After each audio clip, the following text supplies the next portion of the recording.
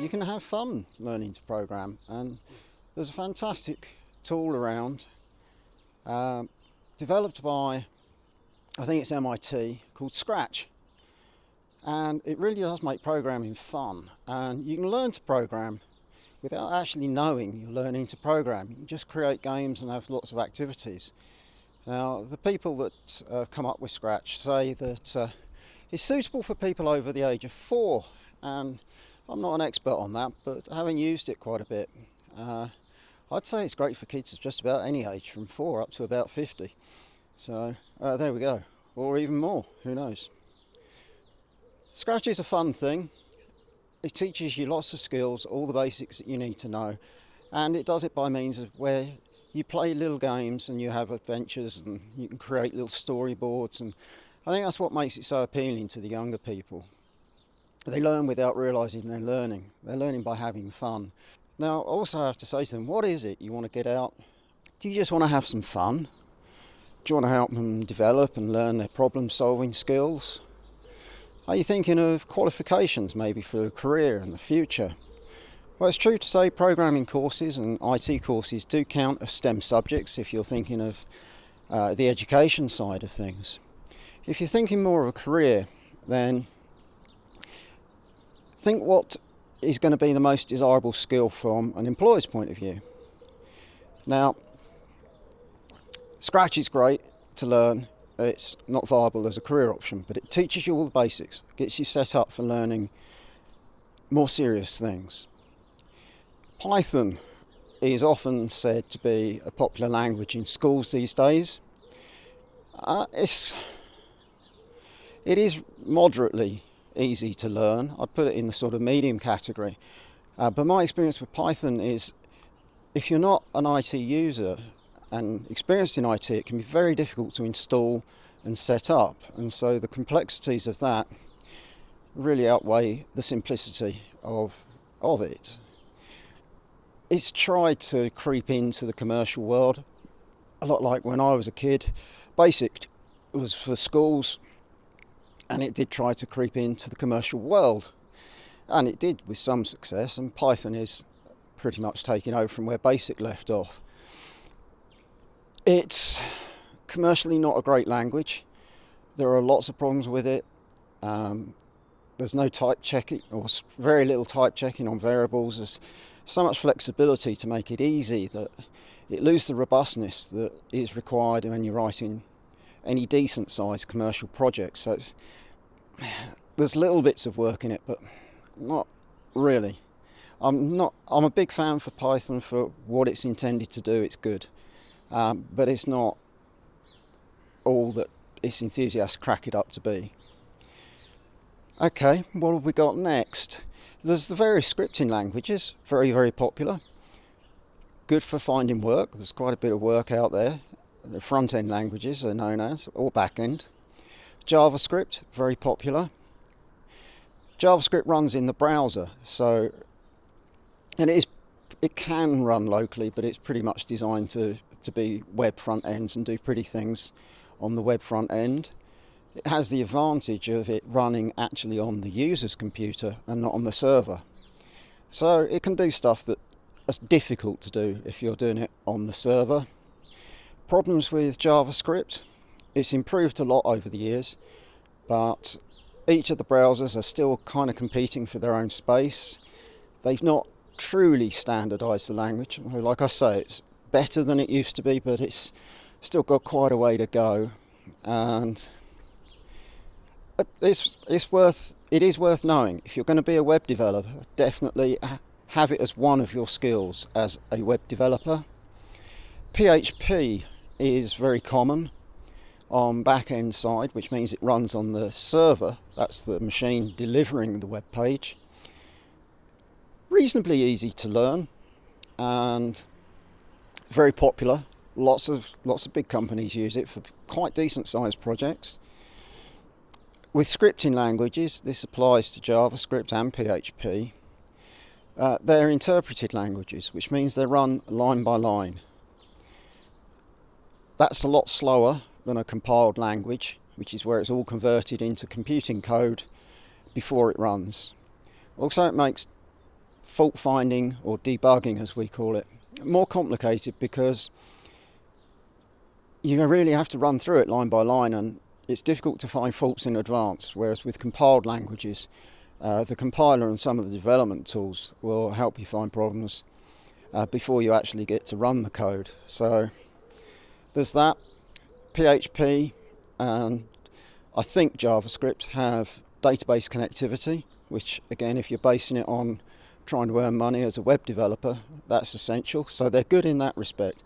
They're well worth considering, but don't expect that to be the only skill you need. If you're going to be a web developer, you need to know HTML, you need to know a whole host of other things as well, but certainly one of them. It's a good option. Java is pretty much the most desirable language to learn, and it's been very stable. It has lots of commercial advantages. You can write the code once in Java and it will run on any platform that supports Java. So that's Microsoft, Mac, Linux, OS 400 if that's still going, all sorts of platforms, pretty much anything that supports it. In its early days, it was obvious to see it was going to be the successor to C++. It has all the benefits of C++. I won't go into all the techie details, but it's got lots of technical benefits. But the big one commercially, you only write the code once. Before the days of Java, you'd have to write the code, the same piece of code, for every different environment and platform you wanted it to run in, and even different versions often of operating system as well. So it's a big cost to a company. Java solves those problems. It's a very, very desirable skill. It's not the easiest to learn, but it's definitely, if you're thinking of a career in IT, that's the one to go for. C++, lots of benefits. I started my career, well, actually in assembler, then moved on to C, and then C++, which introduced something called object-oriented. Fantastic language, but it doesn't have that one key benefit of Java, in that it's portable to an extent, but not as portable as Java. So Java has pretty much superseded C++. There is some benefits. C++, you can directly access the features of the computer you're running it on, whereas Java, because it has to run, the same piece of code has to run on many different computers, it limits the access that you get to them and the features that you can use of each specific one. So moving on, there is Swift. It's an academics language. It's only been adopted by Apple. It's still very much prototype level, and they are doing a lot of code changes, and each time they make a new release you often have to rewrite a lot of your code. It's not overly stable, but Apple needed to do something. Apple made what in my opinion was a big mistake, and it's partly down to their arrogance of Apple want to do things the Apple way. It doesn't mean it's the best way, they just want to do it different to everybody else. That's Apple's mentality under Jobs, and unfortunately it's still there. They chose Objective-C, which is like C, and they chose it around the time when C was very popular. It has many, many problems over C, which is why it didn't become common and popular. And it's because it didn't become common and popular, because it had so many problems and shortfalls, Apple adopted it. They knew no one else would. It secures their market. If you're thinking about a career in it, if you want to, I learnt it because I wanted to develop some iPhone apps. That's the only reason to learn Objective-C and Swift. Only reason. When I talk to agents I've worked with for the best part of 30 odd years, and they talk to me about all sorts of projects coming up, and I'm lucky I'm established and have a good reputation in the business, so I get to choose projects I work on. I'm very lucky, but it's taken me 30 odd years of hard work to get to this stage. I can afford to learn things just because they interest me, now, not because I have to pay the bills. So that's why I learnt them. And when I say to agents, oh, by the way, I've been messing around with Macs and Apples quite a bit recently, and they say, oh, well, it's kind of fun, keep it to your bedroom. Well, what about work? Yeah, there's some. You're not going to pay your bills though, there's not that much of it.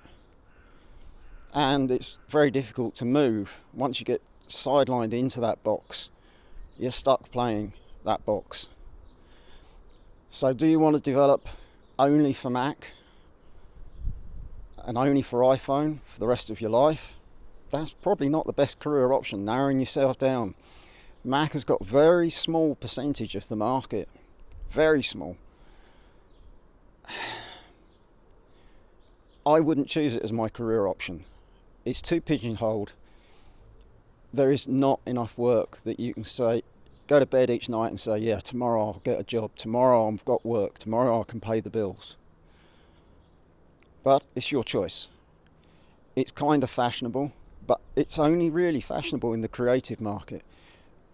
Graphic designers, audio, video people, they like Mac because they always make things look pretty on the front, even if what's going on behind the scenes is a complete mess. They make it a mess look very pretty, and that appeals to the graphics and artistic people. But that's a small percentage of what's out there. There's a new kid on the block, which is a Raspberry Pi, which I think is fantastic. It's very cheap, or moderately cheap in computing terms, and also it works well for really fun projects. You can do things like set up weather stations, do all sorts of video camera tricks. It's got webcams built, well, not built in, but you can attach webcams to it. You can attach all sorts of temperature sensors and probes and all sorts of things. But also the fun part for kids is you can hook it up and make it drive motors and things like that. So you can make robotic arms. You can program little Lego cars and things like that and have things going around automated. Loads of fun. This, you can really do stuff. It's got all sorts of sensors. You could have it so that it finds its way around a room, and when it touches something it backs off, changes course. Loads of stuff.